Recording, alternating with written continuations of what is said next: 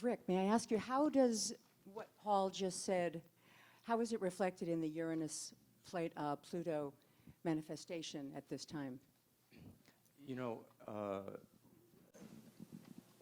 the Uranus-Pluto alignment is one that's bringing together these two archetypal principles, that one of which is extremely powerful in this. I mean, it is the very principle of power. It's got kind of volcanic elemental energies behind it, so that whatever it is in alignment with, it tends to empower, intensify to even overwhelming proportions. And in this case, it's touching the planet Uranus, the square with Uranus, which is basically this Promethean principle of revolution, of breakthrough, of radical change, of paradigm shift, of this kind of trickster, unexpected, rapid change quality, and freedom.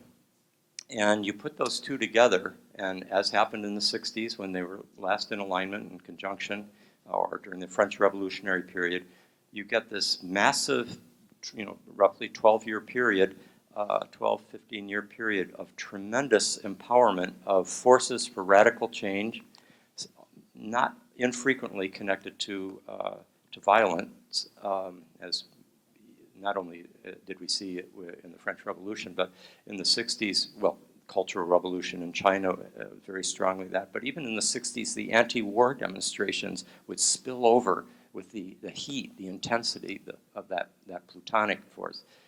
But in addition, Pluto has a lot to do with the voice of nature, the depths of nature, the deep elemental energies that are in each of us, in our bodies, and in the earth, in life. And each time Uranus has come into alignment with Pluto, there's been an ecological awakening.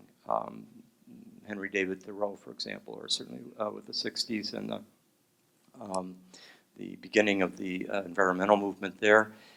And so the voice of the earth is empowered, along with the voice of typically youth, women, civil rights movements, things like that as well. All that tends to be suppressed or marginalized or held back by the oppressive hierarchical structure of things tends to go through an upheaval. So there's a time of great social and political turmoil and movements that are emancipatory, but there's also this connection with the environmental and ecological world in which it's as if nature itself is propelling the radical change. The word disruption, which is such a buzzword now in the business world and everything else, is so characteristic of the Uranus-Pluto energy. But that disruption is happening at the most fundamental level of the geological, biological metastructure of our Earth. And so that's one of the most intense and consequential manifestations of this archetypal complex right now. Thank you.